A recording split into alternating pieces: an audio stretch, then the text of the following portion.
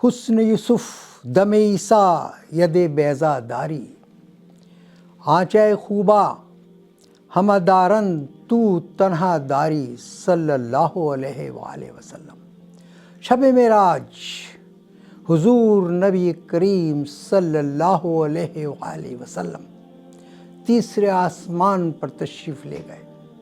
حضرت یوسف علیہ السلام سے ملاقات ہوئی، انہیں دیکھا تو آپ نے فرمایا، اللہ تبارک و تعالیٰ نے دنیا کا آدھا حسن حضرت یوسف علیہ السلام کو عطا فرما دیا۔ جبرائیل امین ساتھ تھے، عرض کیا، اے اللہ کے نبی صلی اللہ علیہ وآلہ وسلم، آپ کے رخ انور کا آدھا حسن حضرت یوسف علیہ السلام کو اللہ نے عطا فرمایا ہے۔ سبحان اللہ۔ قصص القرآن کے سلسلے کا 22واں پروگرام قصہ حضرت یوسف علیہ السلام، قسط نمبر 3۔ ملک فلسطین کا صحرائی قصبہ کنعان کا ایک 7 سالہ معصوم بن ماں کا بچہ، باپ کا لخت جگر، چھوٹے بھائی کا نور نظر، سوتیلے بھائیوں کی نفرت و عناد کا شکار، جنگل بیابان کے ایک تاریک کنویں میں 3 دن سے قید تنہائی میں مبتلا،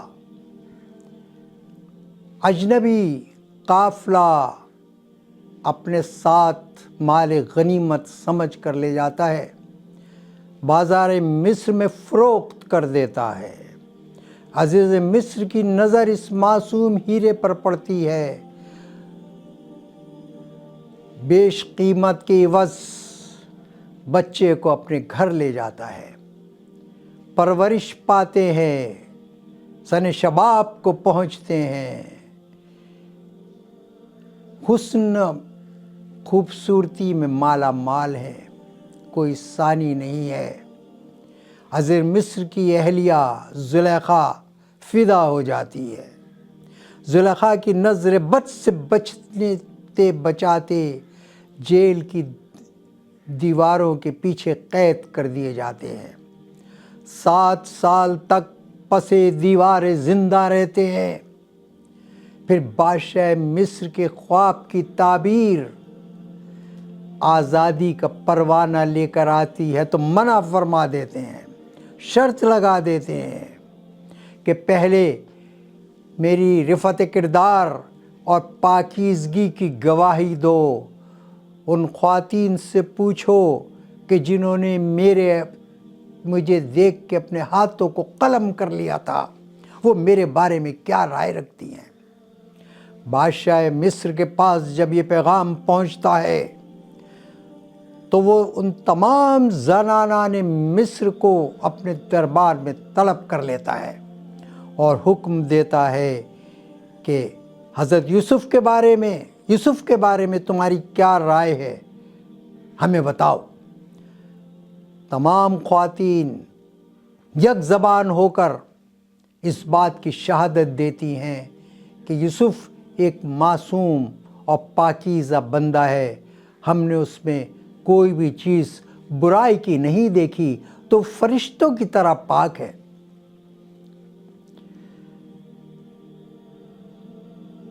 بادشاہ مصر نے جب یہ خواتین کے زنان مصر کے جب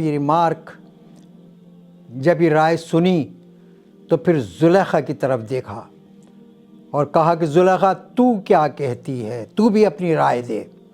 زلیخا تو مارے شرم کے پانی پانی تھی، اس کے پاس تو الفاظ ہی نہ تھے۔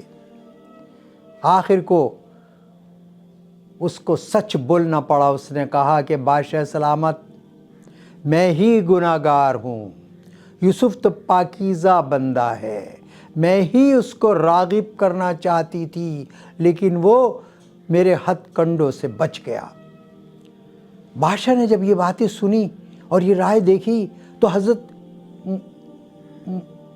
یوسف کے بارے میں بادشاہ کے خیالات مزید پختہ ہو گئے اور اس نے فوری طور پہ حکم دیا کہ حضرت یوسف کو ہمارے دربار میں حاضر کیا جائے اور انہیں پیغام دیا جائے کہ تمام خواتین نے تمہاری پاکیزگی کی گواہی دے دی ہے۔ حضرت یوسف کو جب یہ پیغام ملا تو آپ دربار شاہی میں تشریف لے آئے۔ بادشاہ اور درباریوں نے اٹھ کر استقبال کیا۔ بادشاہ نے اپنے قریب بٹھایا، سب سے پہلے شکریہ ادا کرا اس بات کا کہ تم نے ہمیں اس بات سے آگاہ کر دیا کہ 7 سال بعد ہمارے ملک میں ایک شدید قحط آنے والا ہے۔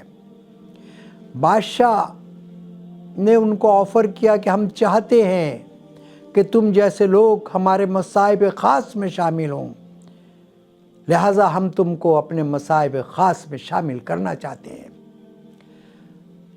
حضرت یوسف علیہ السلام نے کہا کہ بادشاہ سلامت، اگر آپ مجھ سے کوئی کام لینا چاہتے ہیں تو پھر آپ مجھے خزانے کا وزیر بنا دیجئے تاکہ میں آنے والے قحط سے بھی آپ کے عوام کو ان کے لیے بھی بندوبست کروں اور ایسے کام کروں کہ جس سے قحط کے وہ دن آسائش اور آرام سے کٹ جائیں۔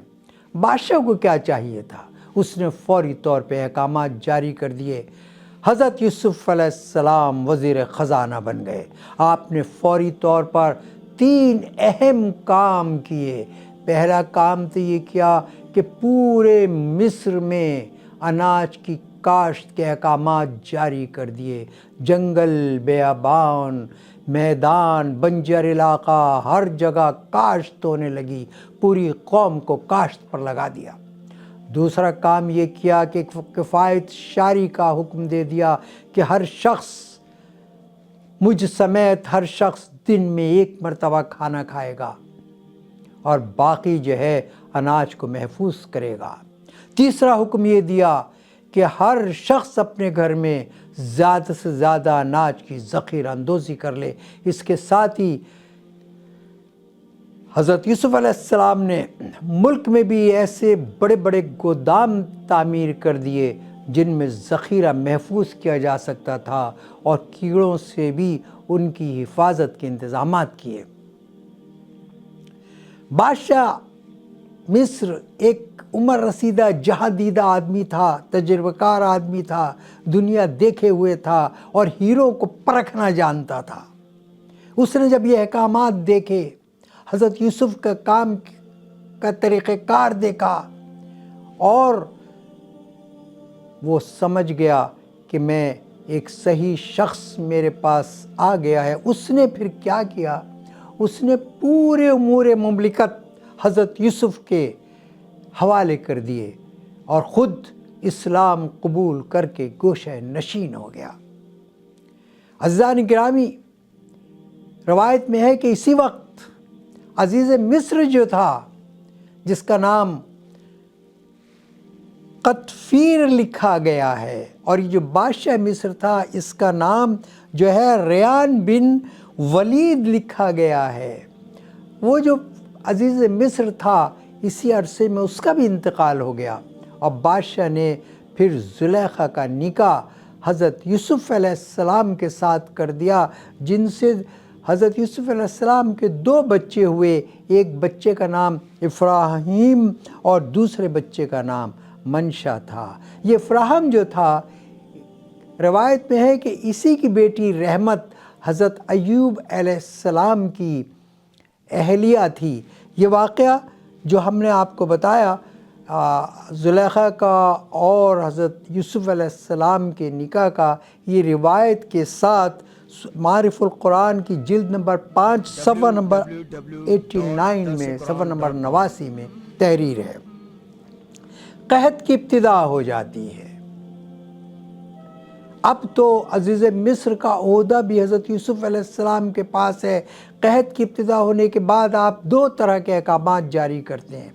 پہلا حکم تو یہ ہے کہ غلہ اناج کی جو بھی تقسیم ہوگی وہ بادشاہ سلامت دربار شاہی میں عزیز مصر خود اس کی نگرانی کریں گے، خود کریں گے۔ دوسرا حکم یہ جاری کیا کہ ہر شخص کو صرف ایک اونٹ کے برابر، ایک اونٹ پر جتنا اناج لادا جا سکتا ہے وہ اناج دیا جائے گا۔ قحط کے آثار مصر کے علاوہ شام اور فلسطین میں بھی پہنچ چکے تھے، اور کنعان تک بھی اس کے اثرات پہنچ چکے تھے، وہاں بھی قحط کی ابتدا ہو چکی تھی۔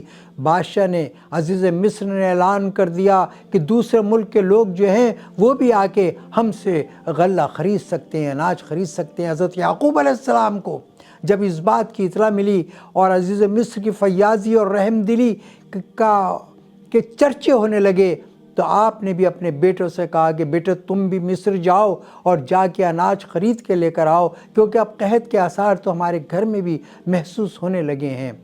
10 بھائی جاتے ہیں، مصر کا سفر کرتے ہیں، 4 دن کا سفر ہے۔ مصر پہنچتے ہیں اور دربار شاہی میں حاضر ہوتے ہیں۔ عزیز مصر حضرت یوسف علیہ السلام شاہی تخت پر جلوہ افروز ہیں، سامنے جب بھائیوں کو دیکھتے ہیں تو پہچان جاتے ہیں کہ یہی وہ میرے سوتیلے بھائی ہیں جنہوں نے مجھ کو کنویں میں ڈالا تھا، لیکن خاموش رہتے ہیں، ان کی آؤ بھگت کرتے ہیں، ان کو اپنے پاس بلاتے ہیں، جبکہ بھائی ان کو نہیں پہچان پاتے۔ پھر کہتے ہیں کہ اے نوجوانوں، تم مجھے مصری تو نہیں لگتے ہو، اور نہ تم عربی زبان بولتے ہو، تم تو زبان بھی عبرانی بولتے ہو، کہیں ایسا تو نہیں ہے کہ تم کسی ملک کے جاسوس ہو اور میرے ملک میں جاسوسی کے لیے آئے ہو؟ یہ الزام تو بڑا خطرناک الزام تھا۔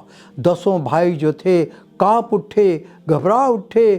اس میں سے بڑا بھائی یہودا جلدی سے بولا، اے عزیز مصر، ہم تو نبی زادے ہیں، ہم تو حضرت یعقوب علیہ السلام جو اللہ کے نبی ہیں ان کے صاحبزادے ہیں، اور اے عزیز مصر ہم 12 بھائی تھے، 10 بھائی آپ کے سامنے ہیں۔ ایک بھائی کو بچپن میں بھیڑیا کھا گیا تھا، اور ایک بھائی کو جس کے غم میں ہمارے والد نابینا ہو گئے ہیں، اور ہم نے ایک بھائی کو اپنے والد کی خدمت کے لیے چھوڑ دیا۔ حضرت یوسف علیہ السلام کو اپنے والد کی خیریت کی بھی اطلاع مل گئی، اور اپنے چھوٹے بھائی بنیامین کے بارے میں معلوم ہو گیا۔ آپ نے فرمایا، اے نوجوانوں، اجنبی نوجوانوں، ہم نے تمہیں غلہ بھی دے دیا، ان کے اونٹوں پر غلہ بھی لدوا دیا گیا، ان کی آؤ بھگت بھی کی گئی، اور پھر جاتے جاتے ان سے کہا کہ دیکھو اب کس تم اگر آؤ تو اپنے چھوٹے بھائی کو بھی ساتھ لے کر آنا، اس لیے کہ اچھا ہے اس قحط کے دنوں میں تمہارے گھر ایک اونٹ کا اناج زیادہ چلا جائے گا، لیکن یاد رکھو اگر تم اپنے بھائی کو ساتھ نہ لائے تو پھر تم کو اناج نہیں ملے گا۔ جب یہ صاحب جانے لگے 10 بھائی خوشی خوشی، تو عزیز مصر حضرت یوسف علیہ السلام نے یہ کیا کہ ان کے سامان میں ان کی جو رقم تھی، جس رقم سے انہوں نے اناج خریدا تھا، اس رقم کو بھی رکھوا دیا۔ یہ بھائی خوشی خوشی ہنستے بولتے والد محترم کے پاس کنعان میں پہنچے۔ والد سے عزیز مصر کی بڑی تعریفیں کی، اس کی فیاضی کی، اس کی رحم دلی کی، مگر یہ بھی کہہ دیا کہ عزیز مصر نے کہہ دیا ہے کہ اب کیسے آؤ گے تو اپنے چھوٹے بھائی کو ساتھ لے کر آؤ گے۔ یہ سوچ کا مقام تھا۔ حضرت یعقوب علیہ السلام سوچ میں پڑ گئے۔ پھر کہا کہ بیٹو، تم نے جس طرح یوسف کو غائب کر دیا اور مجھ سے آ کے جھوٹ بول دیا کہ یوسف کو بھیڑیا کھا گیا، میرا دل تو کہتا ہے کہ ابھی بھی کہیں نہ کہیں دنیا کے کسی گوشے میں میرا بیٹا حیات ہوگا۔ اب تم میرے دوسرے بیٹے کو بھی مجھ سے جدا کرنا چاہتے ہو، ایسا نہیں ہوگا۔ وقت گزرتا رہا، یہاں تک کہ اناج کی قلت ہو گئی، گھر میں قحط سا پڑنے لگا۔ اب بھائی پھر باپ کے پاس آئے اور کہا، ابا جان آپ ہم سے کسی بھی قسم کا عہد لے لیجئے، قسم لے لیجئے، ہم اپنی جان سے زیادہ بنیامین کی حفاظت کریں گے، آپ اس کو ہمارے ساتھ کر دیجئے۔ بادل ناخواستہ حضرت یعقوب علیہ السلام نے ان سے عہد لیا کہ وہ اس کی حفاظت کریں گے، اور اس عہد کے ساتھ بنیامین کو ساتھ کر دیا۔ لیکن ساتھ جب جا رہے تھے تو اس وقت ایک نصیحت کی۔ وہ نصیحت کیا تھی؟ وہ نصیحت تھی کہ میرے بچوں، جب بھی دربار شاہی میں جاؤ تو ایک ساتھ داخل نہ ہونا، یا تو الگ الگ دروازے سے داخل ہونا یا وقفے سے داخل ہونا۔ ایسا نہ ہو کہ تم 10-11 نوجوانوں کو، خوبرو نوجوانوں کو، جوانوں کو دیکھیں تو نظر بد کا شکار ہو جائیں۔ عزیزان گرامی، آج بھی ہمارے بہت سے مسلمان بھائی یہ سمجھتے ہیں کہ نظر بد بھی ایک غلط، ایک پرانی بات ہے، ایک دقیانوسی بات ہے۔ ایسا نہیں ہے۔ نظر بد کے بارے میں حضور نبی کریم صلی اللہ علیہ وسلم کی حدیث مبارکہ ہے، صحیح بخاری کی حدیث ہے، حدیث نمبر 5740۔ وہ حدیث حضرت ابو ہریرہ سے ہے، جس میں حضور نبی کریم صلی اللہ علیہ وسلم نے فرمایا کہ نظر بد برحق ہے۔ اماں عائشہ رضی اللہ تعالی عنہا بیان کرتی ہیں کہ رسول اللہ صلی اللہ علیہ وسلم نے فرمایا کہ نظر بد لگ جانے کی صورت میں سورہ معوذتین، فلق اور ناس، سورہ فلق اور سورہ ناس کا دم کیا جائے۔ یہ بھی صحیح بخاری کی حدیث ہے، جس کا نمبر ہے 5738۔ حضور نبی کریم صلی اللہ علیہ وسلم حضرت ام سلمہ رضی اللہ تعالی عنہا کے گھر تشریف لے گئے، دیکھا کہ ایک بچی ہے جس کے چہرے پر داغ ہیں، سیاہ داغ ہیں۔ آپ نے فرمایا کہ اس بچی کو نظر لگ گئی ہے، اس کے اوپر نظر بد کی شکار ہے، اس پر سورہ معوذتین کا دم کیا جائے۔ لہٰذا سورہ معوذتین، سورہ فلق اور سورہ ناس، بلکہ اس کے ساتھ اگر سورہ فاتحہ اور سورہ اخلاص بھی ملا دیا جائے تو اس کا پانی پر دم کر کے وہ پانی بھی مریض کو پلایا جائے اور دم بھی کیا جائے، اس طرح سے وہ نظر بد سے بچ سکتے ہیں۔ کہتے ہیں کہ نظر بد تو انسان کو قبر میں اور اونٹ کو ہانڈی میں پہنچا دیتی ہے۔ خود قرآن کریم میں بھی سورہ کہف کی آیت نمبر 39 میں ارشاد ہے، ماشاء اللہ لا قوت الا باللہ۔ اگر آپ کسی اچھی چیز کو دیکھیں تو پڑھیں ماشاء اللہ لا قوت الا باللہ۔ بہرحال نظر بد سے ہمارا موضوع اس وقت نہیں ہے، لیکن یہ ایک اضافی بات تھی جو بتا دینی تھی تاکہ کچھ لوگوں کی غلط فہمی بھی دور ہو جائے کہ نظر بد وغیرہ کوئی چیز نہیں ہوتی۔ نظر بد برحق ہے اور اس کا علاج بھی موجود ہے۔ ہر تعویذ گنڈے اور ہر جادو اور سحر کا علاج حضور نبی کریم صلی اللہ علیہ وسلم نے بتا دیا۔ ہر نظر بد اور برے اثرات کا علاج سورہ معوذتین ہے۔ فلق اور ناس پڑھیں، دم کریں، پانی پلائیں، اس طرح اللہ تبارک و تعالیٰ نظر بد سے محفوظ فرما دیتے ہیں۔ اب ہم اپنے اصل موضوع جو ہے وہ حضرت یوسف علیہ السلام ہی کا ہے کہ حضرت یوسف علیہ السلام کے بھائی اپنے چھوٹے بھائی بنیامین کو لے کر دربار شاہی میں پہنچ گئے۔ سامنے حضرت یوسف علیہ السلام جلوہ گر ہیں، تخت شاہی پر 11 بھائی موجود ہیں۔ حضرت یوسف علیہ السلام نے اپنے بھائی بنیامین کو بھی دیکھا، چہرے پہ مسکراہٹ آ گئی۔ بنیامین تو نہ پہچان سکے لیکن حضرت یوسف پہچان گئے۔ اب اس کے بعد کیا ہوا؟ کس طرح بھائیوں کی ملاقات ہوئی؟ کس طرح سے گلے شکوے ہوئے؟ کس طرح سے ایک ساتھ وقت گزارا اور آئندہ کیا پلان کیا؟ اس کے بارے میں ہم انشاءاللہ گفتگو کریں گے حضرت یوسف علیہ السلام کی قسط نمبر 4 میں، وَمَا عَلَيْنَا إِلَّا الْبَلَاغُ۔ سوشل میڈیا پر سب سے قدیم اور سب سے ریلائبل برانڈ درسقرآن.com